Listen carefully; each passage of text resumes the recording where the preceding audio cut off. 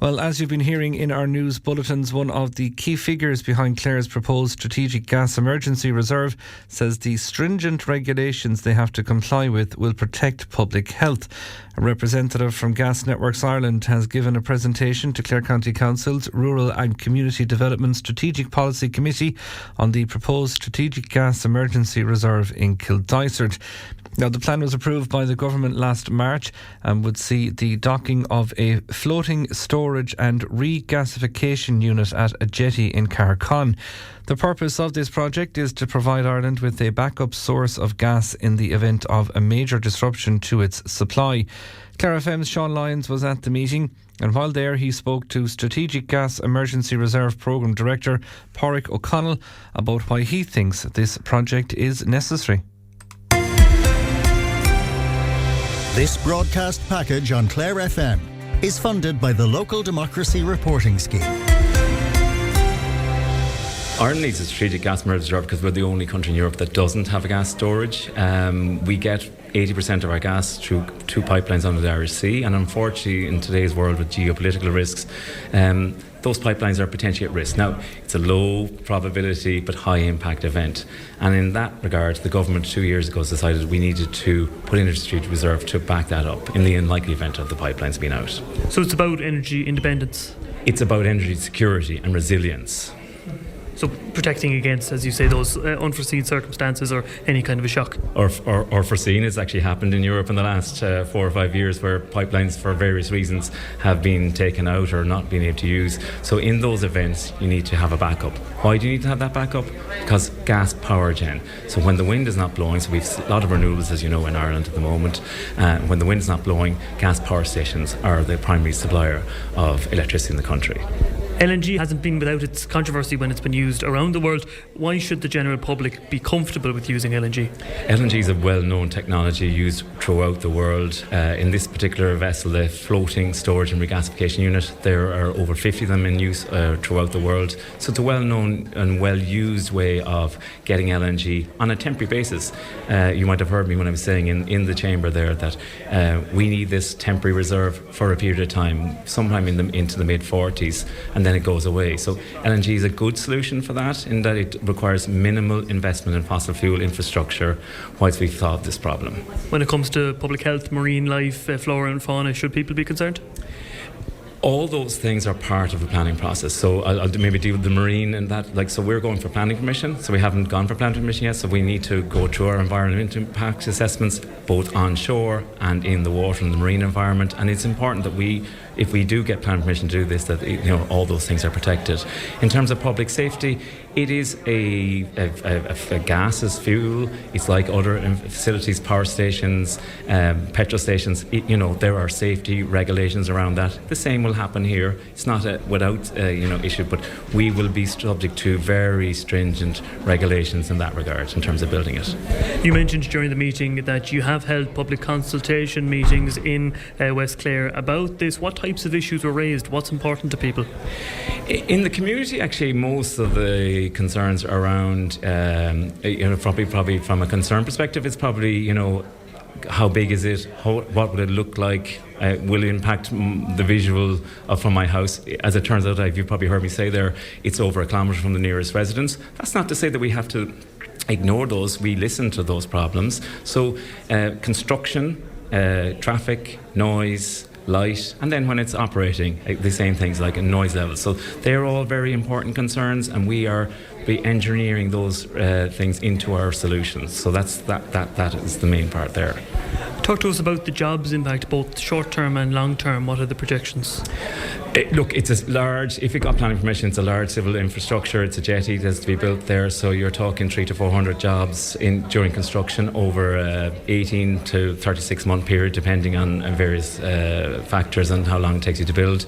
When it's up and running, then we're thinking 40 to 50 jobs. But there's more than the actual jobs building it and running it. There's the wider impact in terms of these people have to live somewhere, be accommodated and be fed. So there are wider economic impacts from that.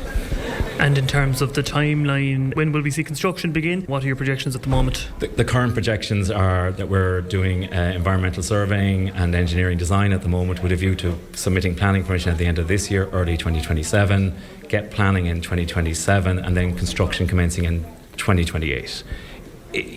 Our current plans are to see that done in around 2030. We will be looking at opportunities to try and compress that construction, but 2030 is our base case. Might be hard to say at this stage, but would you foresee any delays given the nature of the planning process for projects like these?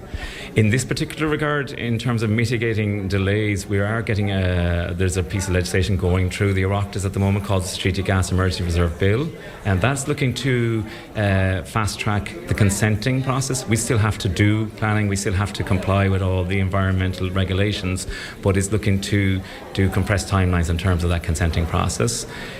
Beyond that, then you're into normal construction projects, so various things come up, but we have a lot of international experts working with us. We have our own expertise team, so we're confident that we have a good plan for 2030.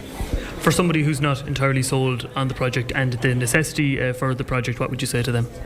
I would say come out to if you're in the local area, we will be having further events in Kildysart, so everybody's welcome to come down to Kildysart to those events and to ask people like myself and my colleagues questions. All questions are welcome and are valid as far as we're concerned. It's our job to answer those, and if there are concerns that to be mitigated and fixed, that's our job to do that as well. So when we're in Kildysart, I would say come down and meet us there. Christopher King, thanks very much for speaking to me. You're the Environmental and Community Representative on Clare's Rural and Community Development SPC, and today we heard a presentation from Padraic O'Connell, the Programme Director for the Strategic Emergency Gas Reserve, which is to be constructed at Cahiracon in Kildysart.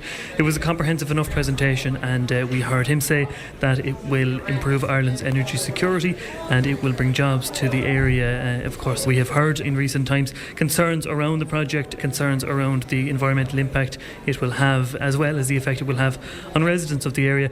First of all, Christopher, when you first heard about this project, were you concerned, or did it sound like it could be a positive for your region? Yeah, thanks very much. So I'm a member of Future Proof Clare, which has been raising concerns, I suppose, about this project from the start.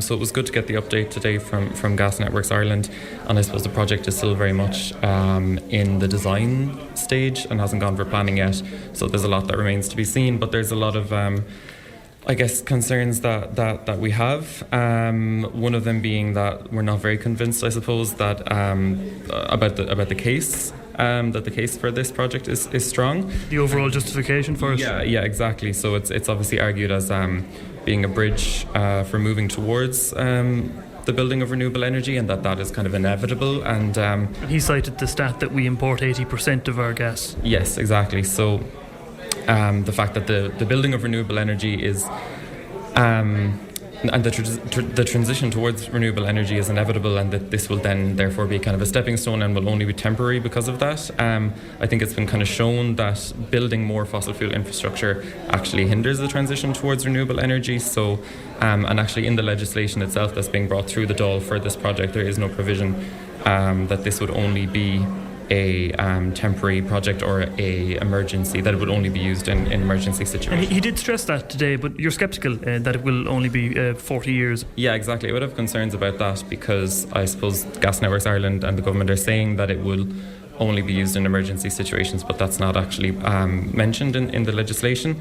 And I suppose the other impacts then are around the kind of lack of democracy in the project. So it's going to be if this bill passes through the Dáil, it will be bypassing normal planning procedures, which means that on Commission Pleanála will still be involved, but people won't have the opportunity to make the normal objections that they would have at that stage. It would have to go straight to judicial review, which is now being made more difficult by the recent changes to that process.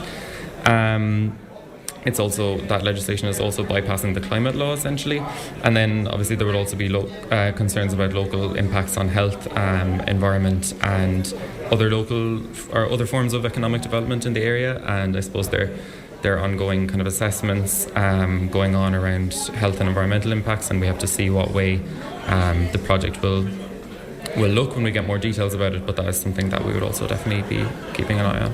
So in spite of the public consultation sessions that have taken place and the fact that people can take a judicial review against this, although as you've mentioned that will be becoming increasingly difficult, does it feel to you as if it's being forced through in some way?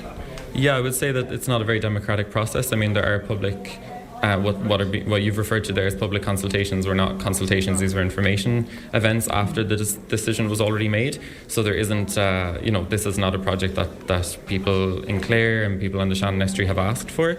Obviously, a lot of people are still making up their minds about what they think about it, whether they think it's a good or a bad idea. But and people still don't have the full details of what it's going to look like. So even if that does emerge and people don't like the sound of it, the option of taking judicial reviews is becoming more and more difficult with the recent changes they've made to the ability to kind of recuperate costs if you're successful in that. So yeah, it's quite an undemocratic process from that point of view. What was your impression of the presentation then today from the programme director? Did it ease your concerns in any way? Did it fill in any of the gaps of the information that you felt was lacking, or do you remain still with the same problems? Yeah, I mean, it was good to get the presentation. It was good of Gas Networks Ireland to come, but I would still have the same reservations because I suppose a lot of the details of the project are still to be worked out, but the fundamentals about building more fossil fuel infrastructure in the midst of a climate crisis is I think the core concern that would motivate me and others. This broadcast package on Clare FM is funded by the Local Democracy Reporting Scheme.